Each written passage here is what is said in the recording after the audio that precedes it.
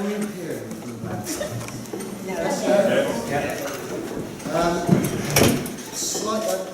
Slightly impromptu because this whole occasion has worked so superbly.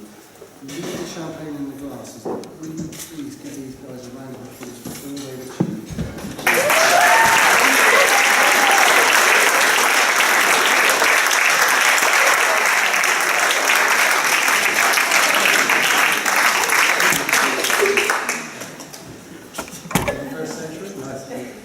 Ladies and gentlemen, good afternoon and welcome to this wonderful occasion, the celebration of Tess and James's marriage. But first I'd like to say welcome again, because if there's any joy greater than sharing an event like this with friends and family, it's got to be on the scale of England winning the World Cup in '66, or I suppose James would say returning the Ashes and wiping the floor in Australia. But before you all get comfortable and contemplate your bets on how long this is going to last, how can I say anything under 5 minutes? You might as well just enjoy this speech because you know Tess just went up.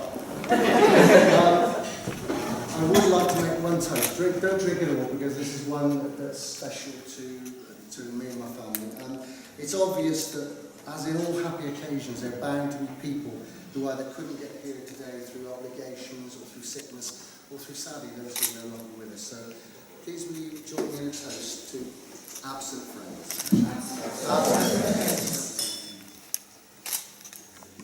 Thank you very much. May I say right now, I know Tess would want to say this, how pleased we are that our families and James are joined together.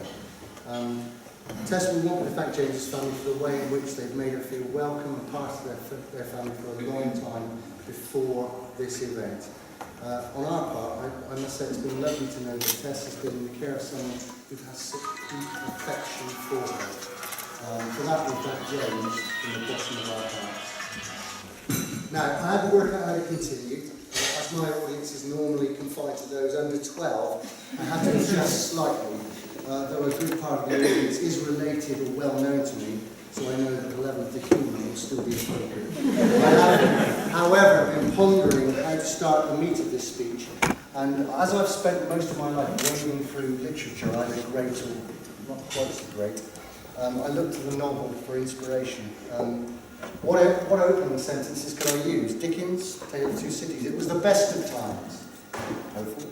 It was the worst of times. It was the age of wisdom. It was the age of foolishness. It was the epoch of belief. It was the epoch of incredulity. It was the season of light, season of dark, the spring of hope. It was the winter of despair. We had everything before us. We had nothing before us. We were all going direct to heaven. We were all going directly the other way. Great, but not quite. Ian Banks, the late great, Crow Road. It was the day my grandmother exploded. Wonderful, but not for today. But I would ask the younger ones amongst us to keep an eye on those of us who were not in the first flush of youth. Henry James' portrait of a lady, I thought I had it. Under certain circumstances, there are a few hours in life more agreeable than the hour dedicated to the ceremony known as afternoon tea. Just missed. But then, as I knew it would be there, the perfect lead, playing in view in one of the most famous novels in English, Jane Austen's Pride and Prejudice. It is a truth universally acknowledged that a single man in possession of full fortune must be in want of a wife. I'll go through James's wife when he gets up to that. The journey to this very spot began on the 19th of August 1983 in the Louise Margaret Hospital in Aldershot. The joy of Tessa's birth, as with all of our children, was immense. The strangeness of being parents was imprinted on us very early as we managed to leave Tess in the supermarket on the way home from hospital. We just walked through half a dozen steps before remembering what to home. All of the jokes about sleepless nights, nappies, worries and fears lay heavy upon us until we realised that this tiny, helpless bundle had an endless capacity for sleep. She woke, grinned, laughed, fed, and promptly fell asleep again. We did at one point wonder if she suffered from some form of narcolepsy, but as she grew, we realised she simply exhausted herself by dancing and singing her way through life. She adored the Archer's theme tune. Oh God. Sorry. Button Moon was held in high regard, but her first love was rain. Or as Tess would have it, Waymo! Jeffrey, Zippy, Bundle and George Steele, I'm sure, had a special place in their life. This wonderfully trusting and happy child laughed and clapped her way through life and led me into one of the more memorable experiences which Tess, I'm sure, expected me to tell, because I used Sharon as a type of therapy. As a family, we were pretty hard up in the early days. Buying a house and a young family to support meant we went on camping holidays rather than staying in hotels, and we meandered our way through Wales and England, eventually deciding one year to head for Scotland. We had our tent shrink in Carlisle. I'm not joking. We came out on the banks of Loch Ness, and we reached the Kyle of the Calsh, where the ferry to Skye used to go from, and now the bridge stands. Now at that time, Tess was still of an age, like 2.5, that I could take her into the men's shower block with me, thereby sharing the washing duties and getting the children ready for bed. We went into the washroom, which was, if you'll imagine it, a large space, with a line of sinks set into the surface with mirrors behind one wall and urinals on the other. Please give the gentleman here a quaint any ladies who are not sure of what a gent's loo looks like. I stood Tess in a basin and washed her. So she stood there, looking over my shoulder. Picture this, I'm holding her, I have mirrors. She's holding my shoulder, I can see what's going on in the room. A gentleman entered. A gentleman entered who wanted to go to the toilet. A gentleman entered and began to use the facilities. Before that moment, I hadn't truly understood the word premonition. It can probably be explained by my subconscious registering Tessa's gaze fixing onto the newcomer, like the guidance system on an Exocet missile. Out of a wet and fairly uninteresting wash came a focus, and there were stories to be told. My memories of prickling feelings and the hairs on the back of my neck stood up, a realisation that something was about to happen, and an awful, awful helplessness, the sort of feeling you get with an unexpected sneeze when you're holding 2 full pints of beer.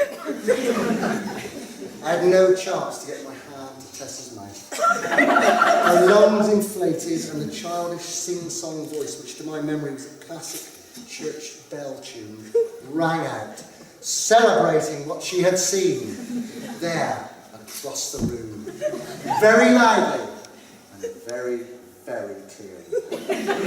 Her words seared themselves into my memory. Margot wee wee through his penis.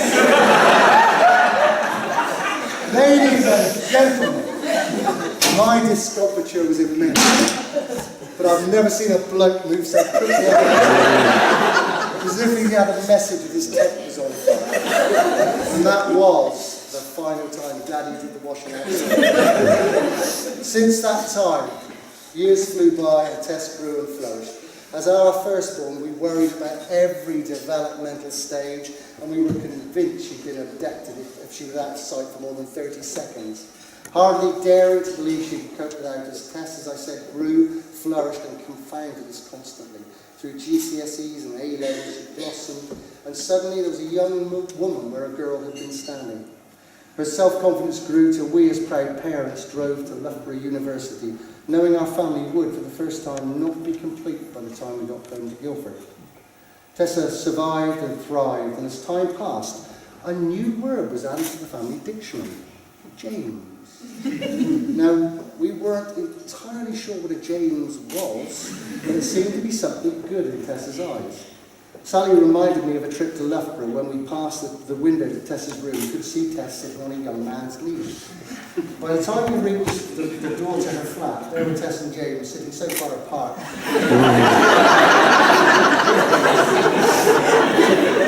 They practically needed mobile phones to communicate. It's good to see how the young always think they're one step ahead of the old. They're invariably not. Things developed.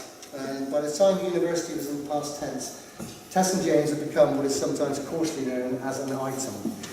Tess didn't find a job which really interested her after university and stunned us by deciding to go to Japan on her own to teach English.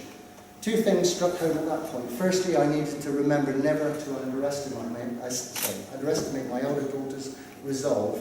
And secondly, if her relationship with James survived this, it must be really something more than a passing infatuation. Separated as they would be by huge amounts of distance and time zones. Tested it was, and stronger it became, even after Tess extended her contract in Japan. The making of the route to this very time and this very place became ever more certain. Excuse me. And what of James? Obviously beloved of his family and also quick to become a welcome visitor, and then, what's better, just part of our family and daily lives, although it took about 3 years to break him of the habit of calling us Mr. or Mrs. Day. James' evident kindness towards and love for Tessa was everything a parent could ask for. She is a very lucky girl, I mean woman, although you'll forgive me if I say, James, I think you're a very lucky man as well, and not just because she looks so lovely today. James' sense of what is right and proper nearly left this wedding with no father of the bride to speak, as he truly almost gave me a heart attack. Out of the blue, one day he called and asked me to meet with him. I put on my deep brown voice and arranged the time, put down the phone, sprinted aside, and shrieked, Christ, I think James is going to come down to Tessa's here. He's come over all manly and wants to tell me face to face. My heart was in my boots when I drove off to the meeting. Ladies and gentlemen, you can imagine my surprise and delight when James asked for my permission, my permission to marry Tess. James, I hope you didn't take offence when I burst out laughing. It wasn't an insult. It was relief. But what it did remind me is that James has not fully grasped the concept of a day family female. James, the women in this bloodline let the men think they're in charge. That tingling feeling up your spine isn't a thrill. It's the feeling you get when the women are putting their hands up and using as ventriloquists. I'm happy aware that someone in this room is relying on me to stop to get the bottle of wine. I'm also ashamed of the comments I made about keeping it to less than 3 minutes, but at my age, small victories are great pleasures. My father gave me a huge insight into the female mind and a piece of advice which I'd like to share. He said, please trust God's honest truth, this is for real. Son, no matter how long I live, I'll never understand your mind. He also gave me advice which I wish I could have heeded because it's so very wise. He said, never go to bed on an argument. When things get rough, as they will, just remember your relationship is more important than any argument or annoyance. And I've written there, hold if all is going well. It's all going well. Yes. It's all going well? Yes. She asked me ages ago, and I didn't, because I write the most appalling poetry.